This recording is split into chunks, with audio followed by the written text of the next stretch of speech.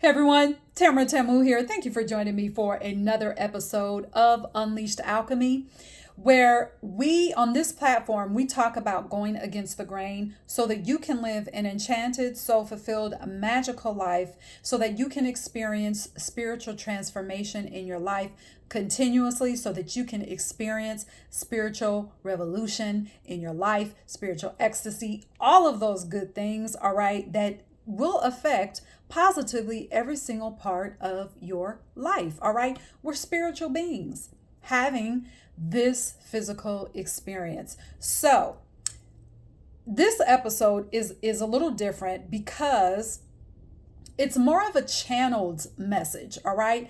I don't even know what to call this video. So you'll know if you've been here for a while, I do get channeled messages where I'm inspired to just deliver the message as it came through. Okay, I write it out quickly as it's coming through, no filter.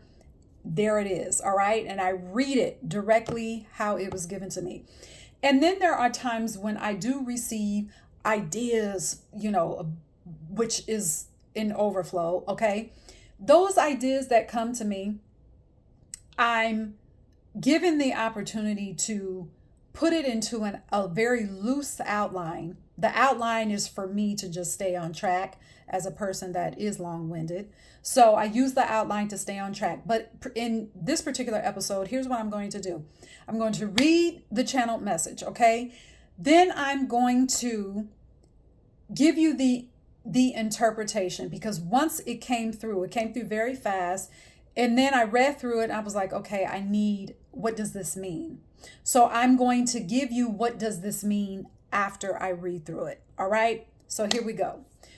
This is about relatability and spiritual power. All right. So here we go. Remembering your power puts you on a trajectory of being a transformation agent for this time and this moment to elevate consciousness. Remembering your power puts you on a trajectory of the fact that this particular identity has nothing to do with being relatable. That's irrelevant. This identity is not influenced by what the physical shows. This identity creates from another realm that is unseen yet very real. This person who operates in this identity doesn't approach life like everyone else, does not approach life from what has been done, does not approach life from what makes sense, does not approach life from what seems normal. This person embraces and consults with the supernatural. This identity oversees the external. The Five of Cups card was an image that came to me while this message was coming through. What does the Five of Cups card have to do with this message? On the Five of Cups card, which I probably should have brought out for you, but it's fine. On the Five of Cups card, there are 5 golden cups. 3 look like they have been tilted over. There are 2 standing with an image of a person that looks to be hunched over, facing a body of water, dressed in a black cloak. Continuing on with the channeled message based on this image of 5 of Cups, go to your magic. Go in the dark, which is where creation happens and is solidified. When you create from the I am identity, you're looking to the waters. You're looking to the cleansing. You're looking to the flow. In nature, what causes things to grow and multiply? The water. So you look upon your multiplication factor, means to look upon your I am, which will set you apart from people, which makes relatability irrelevant. And that was it for that message. So let me go back here in this and explain a few things. So this power identity when you choose to step into this, to your power identity, which is not out there somewhere, it is a part of you, you automatically become a transformation agent for yourself first. This is what, when you hear in this message, when I kept saying this identity, that is the identity that I'm talking about, the transformation agent, your power identity. All right. So when you step into that identity, you oversee the external. Yes, you are physically a part of it. You live in it. You're in it, but you're not of it. It is not your identity. You're overseeing it. You're observing it. And you're observing those challenges as another opportunity for your I am identity to be even more expressed. So now, what does this Five of Cups card from, if you're not familiar, I guess I shouldn't assume that people are, but the Five of Cups, the image that I have is taken from the very traditional, straightforward, no fluff, no pretty pictures, Rider-Waite tarot deck. Okay, the old school tarot deck. That's the image that came to me. That's what I'm referring to. So, going to your magic, what does that have to, how is that represented in the card? Well,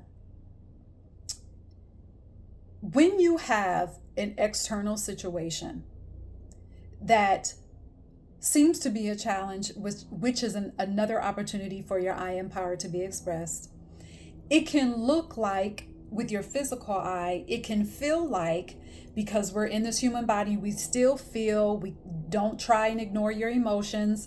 Emotions don't change anything. Emotions do not change your identity. It's just an observation. Emotions give you information. Your feelings provide you information. So we don't need to be afraid of that or ignore that. So you can feel as though perhaps you can feel like you've lost something, some things, someone, a business, businesses, whatever, money, whatever. Because on the card, 3 of those golden cups have tilted over. Looks like they've been tilted over somehow. So they're laying on the ground. Only 2 remain upright. And then you see that image of the person dressed in all black in the cloak. You get the feeling that there is some sadness there, that there is some feeling of defeat. If you're looking in your external environment that you oversee, you can have those feelings, but yet your magic is still intact. So you haven't lost anything. You can still go into your magic with only 2 cups left standing. That's what your physical senses are showing you, but you have much more than that. So now we have this cloak, this person in this cloak just covered, facing the water. That represents them retreating and going into their magic, remembering who they are as a transformation agent, allowing the I am power to be expressed. Yes, still in the dark cloak. Going to your magic means that you may have to go into the dark.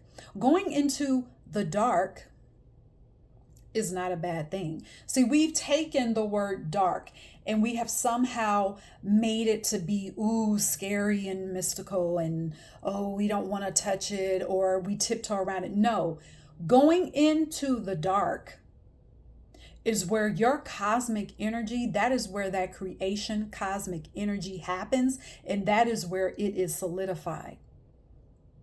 So as you're standing with that dark cloak over you, and it looks around, if you look around in your external environment and it seems like things are not going right. No. Go into your magic. Go into the dark where your creation is constantly taking place. When you do that, you begin to create from the I am identity, not creating from your feelings, but creating from your I am identity, creating from the transformational identity that is still being expressed.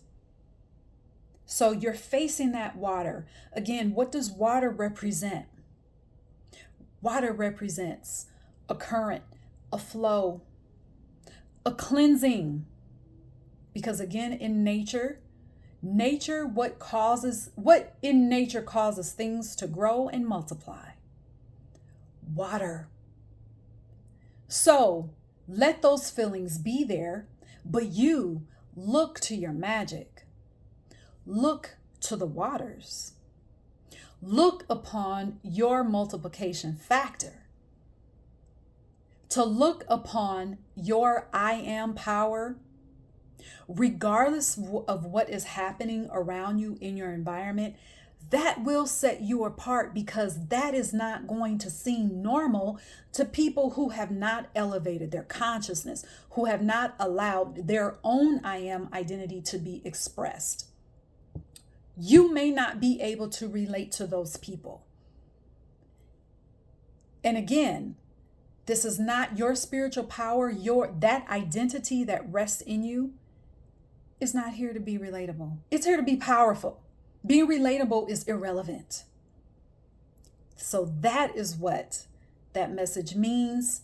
Now, if you have any questions for me, please leave them in the comments. All right. And I know that this is for whomever it was for. If it wasn't for you, fine. If it did not resonate, fine. But I will say this about resonation. We often say, well, this certain thing didn't resonate with me, but I am going to say this to you. The fact that you recognized it first, whether it resonated or not, or whether you say it resonated or not, on some level, it caught you because you noticed it. So take that for what you will. But anyway, take what you need, leave the rest if it was for you. Let me know in the comments. Let me know what you got from this message. It was so powerful and very fast, when it came through. But, sometimes that's just how spirit and elevated guides and angels work. They work fast. But anyway, I wanted to share that with you. If you have any questions for me, leave them in the comments. Oh, also don't forget, if you are looking for one-on-one support, okay, I offer one-on-one sessions. I offer a 12-session package. I do not just do one-off appointments, because people experience more transformation in a package instead of just one-off appointments here and there. So that is how I work. So if you are interested in talking to me more about how I can support you on your spiritual odyssey, book a call with me. Also, there are other ways that I support you there. Just look in the description box of this video. There are complimentary resources there, along with courses and books that I have as well. So until next time, cheers.